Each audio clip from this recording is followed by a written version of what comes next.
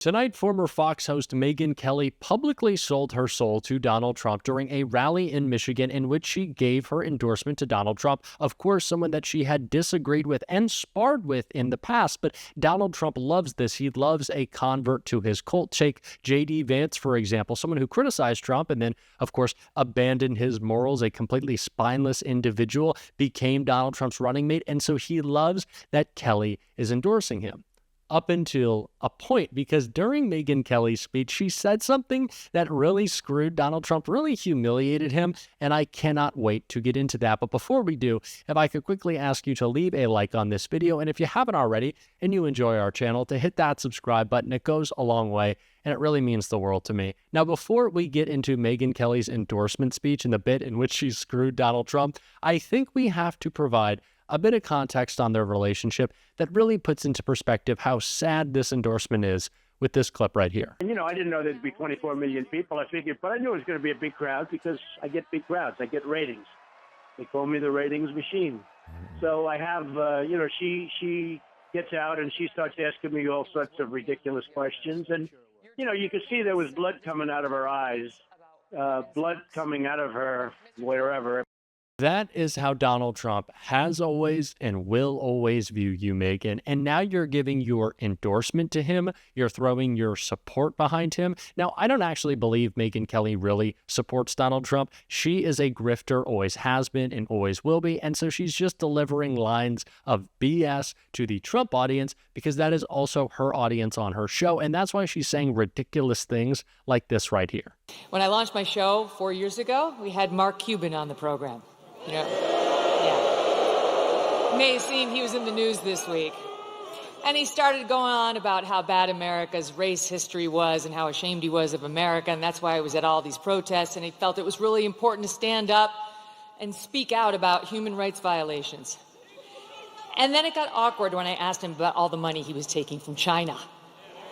And then he dropped a bunch of F-bombs, and I thought, I really enjoy this feeling of proving Mark Cuban wrong. And so here I am at a Trump rally, a strong, intelligent woman to prove Mark Cuban wrong again.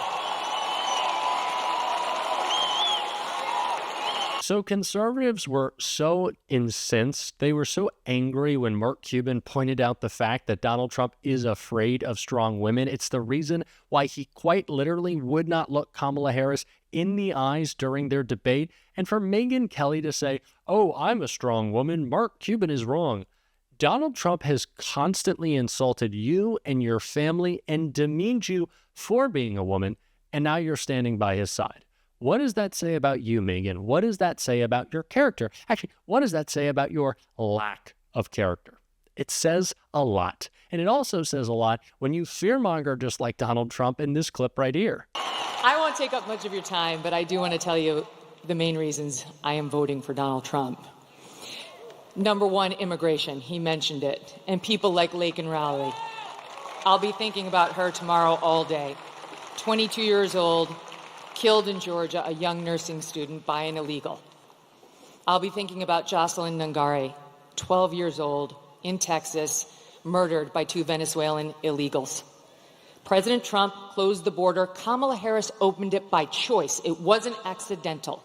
She said it would be humane. That's what she and her boss believed. Tell it to Laken Riley's family. There was nothing humane about it. He closed it.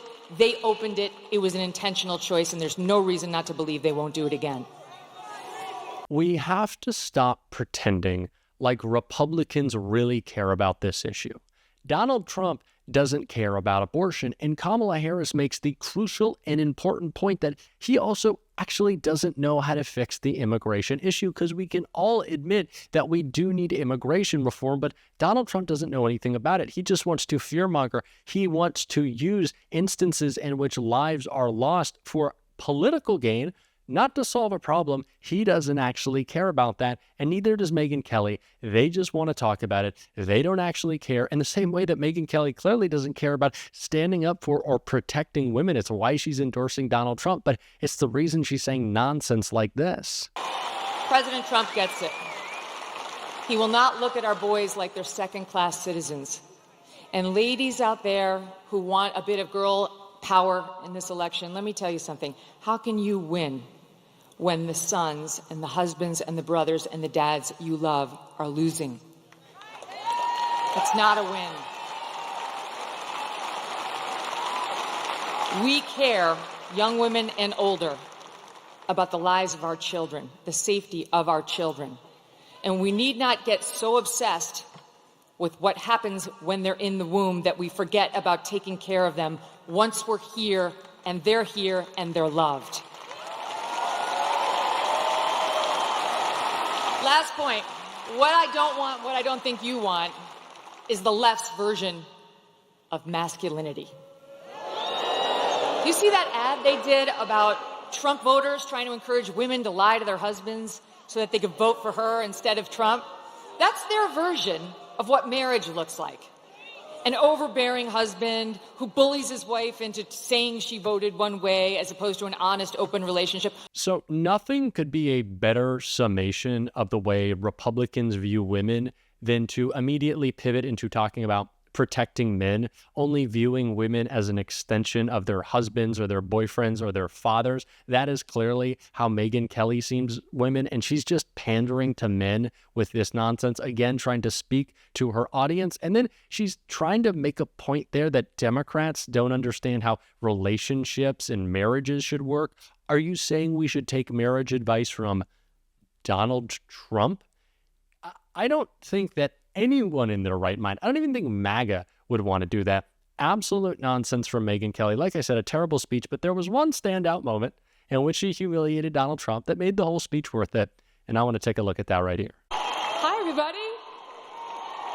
Hey, it's great to see you. Can you believe this guy? Can you believe the energy and the stamina on this guy? At his age, I'm ready to go to sleep over there. He's got a... Oh, man. Oh, man. Saying the quiet part out loud.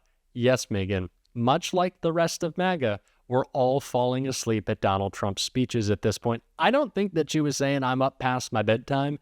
I think she was saying, we are bored by you. We are tired of you. We are fed up. She actually accidentally let it slip, but who's not accidentally letting it slip are the Trump supporters we've seen fall asleep behind him because his speeches are so boring. They're so tired. They're so overdone. We've heard this so many times. So we just want to turn the page, please. And that is exactly what Tim Walz was talking about in a real speech that people weren't falling asleep to in this clip right here. Well, hello, Detroit. Thanks to the love of my life, Gwen, for her endless support and for coming along with me on this wild ride. I also want to use this as an opportunity to thank my amazing kids, Hope and Gus. You guys are what it's all for, and I couldn't be prouder of you. And thank you to all of you. You could probably tell from these rallies all across the country tonight, this team is running like everything's on the line, because everything's on the line. But I want to take tonight to talk about one issue in particular that really underlines the stakes in this election. So let me speak to the guys in the crowd tonight. I want you to think about the women in your life that you love. Their lives are at stake in this election. Donald Trump appointed those Supreme Court justices who repealed Roe versus Wade, and he brags about it. He is glad that those women you're thinking about and you love have fewer rights than their mothers and their grandmothers. More than 20 states across this country now have Trump abortion bans. But don't worry about it. Don't worry about it. Trump said to all the women here, he'll be your protector.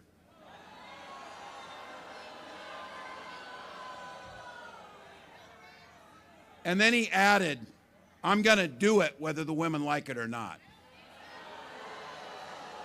Well, now we're seeing women turned away from emergency rooms, miscarrying in parking lots, whether they like it or not. Survivors of rape being forced to carry those pregnancies to term, whether they like it or not. Fertility clinics turning couples away at the door, whether they like it or not.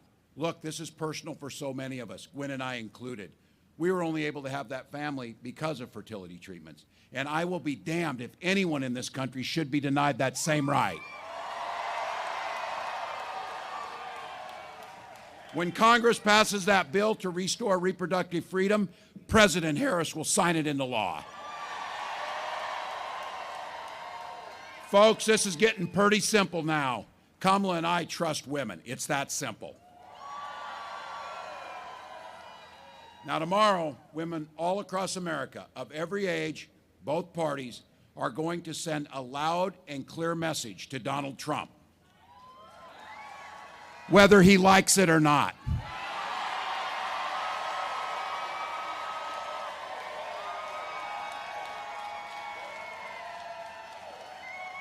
So here it is, folks. It's our moment. The election is here. The momentum's on our side. With 1 or 2 votes per precincts in the state of Michigan, we can win the whole damn thing. We can. We take nothing for granted. Now, Gwen and I, we think the word hope is the most powerful word in the English language. In fact, it was so powerful when we finally had that child and that little girl, we named her Hope. But while hope is a great word and a great name, it's not a damn plan. So it's time for the pep talk, folks. We are in the 4th quarter, 2 minutes left. The game is tied.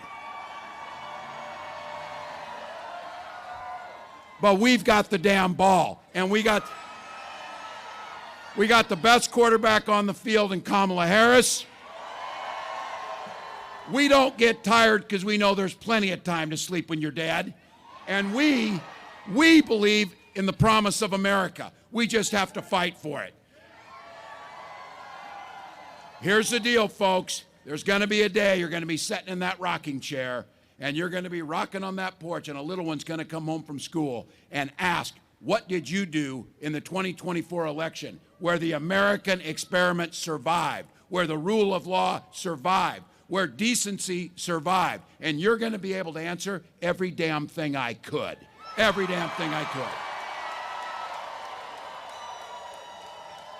So Detroit, it's time. And as the vice president says, when we vote, Michigan, bring this thing home for America. Let's go. Let's go. Doesn't that just get you fired up? Doesn't that just encourage us to move forward? That's what I have loved so much about the closing message of the Harris-Walz campaign. They have made a very specific effort to not mention Donald Trump's name in the final days of this campaign. They don't need to talk about him. This campaign has progressed so far in its positivity that they don't even need to make this a referendum on Donald Trump anymore. It's not about moving on from him. It's just about moving forward, because we are already leaving Donald Trump behind even before the polls close, because that is what we know will be the outcome of this election, is not going back. Because we are not going back. Governor Walz is so spot on there. We can move forward. We have the opportunity. Let's make it happen. And we're going to keep talking about that on this show. And if you want to support that, as always, you can hit that subscribe button. You can leave a like on this video. And if you stuck around at the end, you can drop a blue heart in the comments. And until next time, I'll see you soon.